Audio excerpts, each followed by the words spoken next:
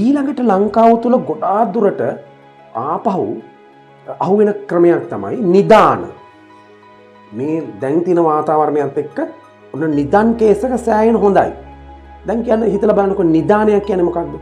කවුරු හරි කෙනෙක් අතීතයේදී වල්ලා දාපු එකක් නේ. ඒකේ ආශ්චර්යයක් එහෙම නැහැ. ඒක ලිඳකින් මතුවෙනවා, ආයි යටට යනවා, මේ හිමිකාරයෙකුට හම්බෙන්නේ. එහෙම කතාවක් නැහැ නේද? මම ෆෝන් එකක් වල්ලලා දැම්මොත් එහෙම ආරක්ෂිතව මං වලක තැම්පත් කරොත් ගලක් අසි දැම්මොත් එහෙම ගල කැඩුවාම නිදානය අතට ගත හැකියි. නැත්නම් වෙන කවුරුත් නිදානයක් ගන්න මේ කට්ටඩියකින්ම ඕනේ නැහැ. ඒ ක්‍රමේ නිදානයක් ගන්න පුළුවන් නේ. ඒතර නිදානයක් ඇසුරු කරගෙන හොරකම් කරන ගණනාවක් ක්‍රම ගණනාවක් තියෙනවා. ඒක එකක් තමයි ගල්වඩුවෙක් වගේ පුද්ගලයෙක් මෝඩපන්නේ කෙනෙක් තමයි ඉන්ට්‍රොඩියුස් කරන්නේ.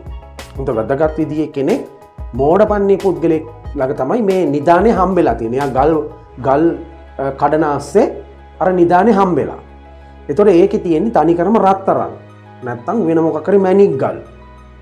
ඒ වගේ දෙයක් තමයි තියෙන්නේ. කොටස් දුරට රත්තරන් තමයි තියෙන්නේ. රත්තරන් කෑලි තියෙනවා. ඒතකොට මොකක් කරනද ඔයගලන්ට? ඒ රත්තරන් කෑලි ගෙනලා පෙන්නනවා. සල්ලිකාරයෝ තමයි මේකට අහුවෙන්නේ.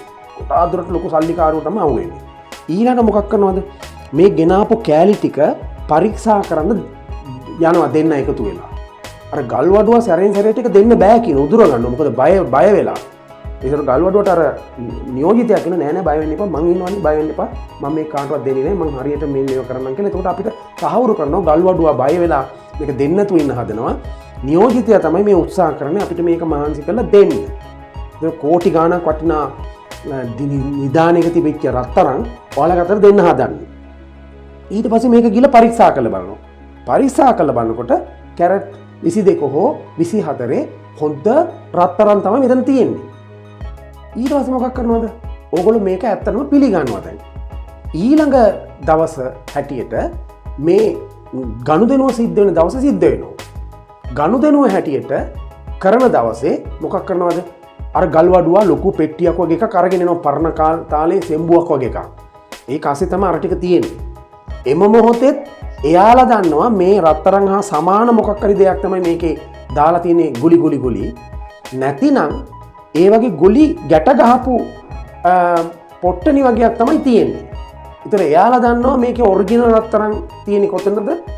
බොරු රත්තරන් තියෙන්නේ කොතනද? කළුගල් චූටි කළුගල් දාලා තියෙන්න පුළුවන්. මොකද මේ හොරකම කරන හැමදාම රත්තරන් හා සමාන දේවල් ඒගොල්ලෝ හොයාගන්න එපා. කෑලි හදාගන්න එපා. ඊට වඩා ලේසිනේ කළුගල් කුට්ටි දෙන එක. කළුගල් කුට්ටි දාලා තර විදිහට පැකට් හදලා තියෙනවා. අහම්බයක් ලෙස ශනික වර්ග තෝරලා ආපහු චෙක් කරලා බලනවා. චෙක් කරලා බලනකොට රත්තරන් තමයි තියෙන්නේ. එහෙනම් ඕගොල්ලෝ මොකක් කරනවද? ඔය දෙසරයක් තුන්සරයක් ආයි හිතන්නේ නැහැ. ශනික වර ටික සල්ලි දීලා ගන්නවා. ඒ දේ සිද්ධ වෙන්නේ ඈත එපිට රහසිගත තැනක නෙමෙයි. සෙනග ගැවසෙන තැනක තමයි, ගොඩාක් සෙනග ඉන්න තැනක තමයි මේක පෙන්වන්නේ. මොකද එතකොට අපිට මේක එළියට අරන් බලන්න විදියකුත් නැහැ. එළියට ගිහින් මොකක් කරනවද? කොහෙට හරි ගිහින් තමයි බලන්න වෙන්නේ. සල් එයාලා ඉල්ලන ලක්ෂ 4-5 ශනිකව දීලා අරක අරගෙන මොකක් කරනවද? ඕගොල්ලෝ ඈතට ගිහිල්ලා බලනකොට මොකක් වෙනවද? චූටි කළුගල් කෑලි තමයි ඒකේ තියෙන්නේ. එහෙමනම් අපි එම මොහොතේම මෝඩ වුණ බවට සහ අපව රවට්ටපු බවට එම මොහොතේ තමයි PVC-යෙන් ඇවිත් අවබෝධ කරගන්නේ. ඒ වෙනකොට අපි රැවට්ටලා ඉවරයි. කවුද කියලා දන්නෙත් නැහැ, කොහෙද කියලා දන්නෙත් නැහැ, කිසි දෙයක් දන්නේ නැහැ.